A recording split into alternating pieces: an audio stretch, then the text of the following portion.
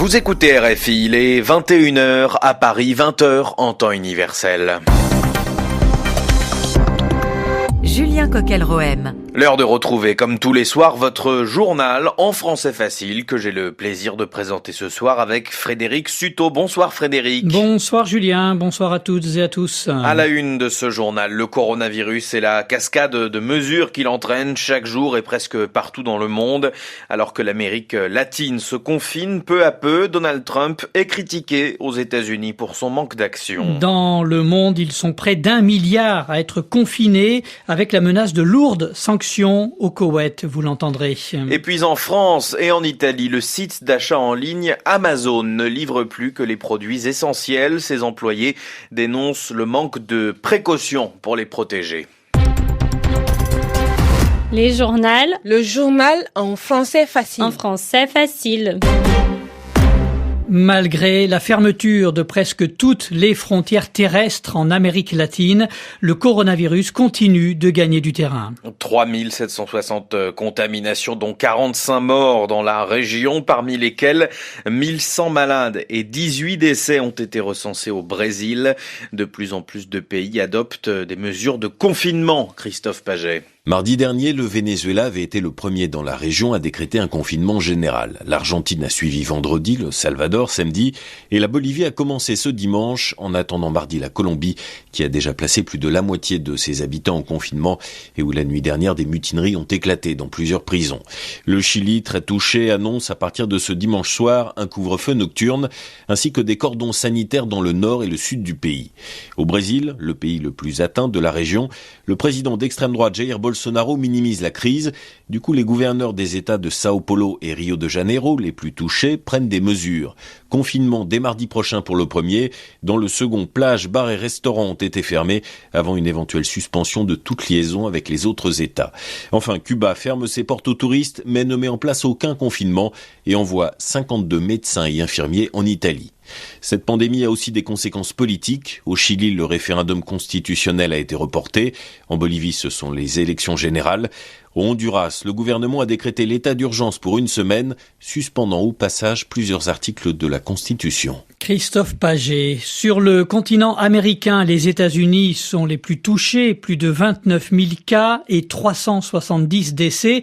Donald Trump, le président, est critiqué pour sa gestion de la crise. Le président américain a appelé la population à rester chez elle pour sauver des vies, mais aucun ordre de confinement national n'a été donné. 4 États l'ont quand même décidé et près d'un tiers des Américains est aujourd'hui confiné, notamment dans l'État de New York. Le maire de New York, Bill de Blasio, a d'ailleurs tiré la sonnette d'alarme. Nous sommes à 10 jours d'une pénurie de respirateurs et de masques, prévient-il, et ajoute que si le président n'agit pas, je cite, des personnes qui auraient pu vivre vont mourir. Dans les pays du Golfe, là aussi, des mesures qui se durcissent contre le coronavirus. Au Koweït, comme ailleurs, les appels à la prière des muezzins ne disaient plus « venez à la prière », mais « priez de chez vous ». Le Koweït, où ceux qui ne respectent pas les restrictions s'exposent à de lourdes sanctions. Les précisions de notre correspondant Nicolas Kérodrin. Toute personne transgressant le couvre-feu mis en place sera condamnée à une peine allant jusqu'à 3 ans de prison et à une amende de 10 000 dinars koweïtiens, soit environ 30 000 €. Voici la dernière mesure drastique annoncée ce matin par le Koweït dans le contexte de la pandémie de coronavirus. Samedi dernier, les autorités du pays ont en effet mis en place un couvre-feu nocturne de 11 heures, car selon les propos d'une autorité rapportée par l'agence de presse officielle Kuna, les Koweïtiens ne respectaient pas les directives sanitaires pour éviter les grands rassemblements. Pour contrer la propagation du virus, le Koweït est l'un des pays à prendre les mesures les plus restrictives dans le monde. La monarchie avait déjà annoncé la suspension de tous les vols internationaux à compter du vendredi 13 mars et ce jusqu'à nouvel ordre. Jusqu'à présent, un peu moins de 200 personnes ont été testées positives au Covid-19. Par ailleurs, aucun décès lié au coronavirus n'est à signaler dans le pays. Nicolas Kérodrin, Dubaï, RFI. Le confinement, c'est aussi le chemin que prennent de nombreux pays d'Afrique. Le continent en est à près de 1200 cas pour une trentaine de morts. L'Ouganda et l'Érythrée ont annoncé leur première contamination. 8 nouveaux cas au Kenya qui suspend ses vols internationaux, 17 cas au Rwanda, confinés, difficile parfois de faire respecter les consignes, et notamment dans les églises à Lagos au Nigeria. Des policiers mégaphones en main ont tenté de disperser les fidèles. Le gouvernement du Zimbabwe a dénoncé aujourd'hui l'irresponsabilité de ceux qui se pressaient dans les églises d'Harare malgré les restrictions. La crise du coronavirus qui n'a pas empêché la tenue du double scrutin de ce dimanche après plusieurs reports et alors qu'il ne reste officiellement qu'une malade du Covid-19. Nous sommes là en Guinée-Conakry, les législatives et le très contesté référendum sur la nouvelle constitution qui ont été maintenus. De quoi réveiller la colère de l'opposition qui accuse le président guinéen Alpha Condé de vouloir changer la loi fondamentale pour pouvoir briguer un troisième mandat. Des affrontements ont éclaté autour des bureaux de vote dans les quartiers favorables à l'opposition de Conakry et dans plusieurs autres villes. Un jeune homme a été tué par balle dans la capitale et plusieurs autres blessés. L'opposition affirme qu'il y a plus de morts. Le journal en français, facile. Et sur 13 000 morts du Covid-19, Julien, dans le monde, 7 500 d'entre eux ont été recensés en Europe, dont près de 5 500 en Italie. Et face à la crise, le Premier ministre italien Giuseppe Conte a annoncé hier soir la fermeture de toutes les activités de production non essentielles dans le pays, car dans les pays confinés, ils sont encore nombreux à travailler à l'image des livreurs et notamment ceux d'Amazon.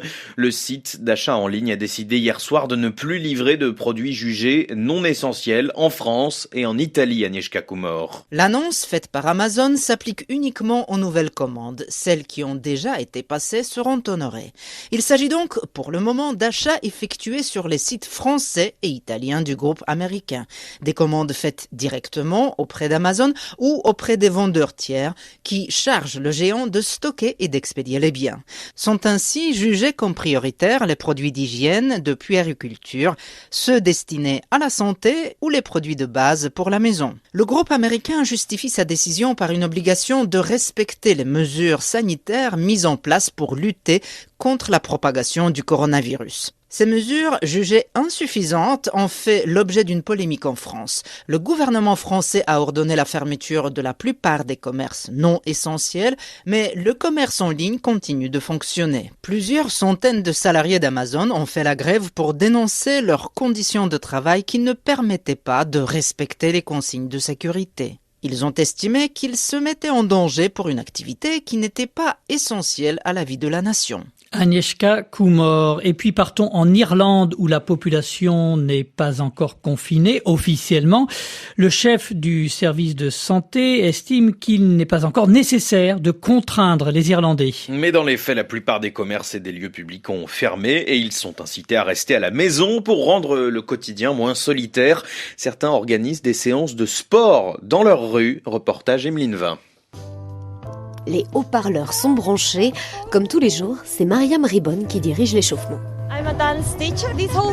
C'est une initiative d'une des voisines. Certains ont dit « il nous faut quelqu'un pour montrer quoi faire ». Je suis prof de danse, alors je me suis dit « je peux faire ça ». Ça met du baume au cœur. L'idée a été lancée sur le groupe WhatsApp des voisins dès le début du confinement partiel. Brida habite la rue depuis 20 ans, elle participe tous les jours. C'est dur de se motiver tout seul, de se bouger.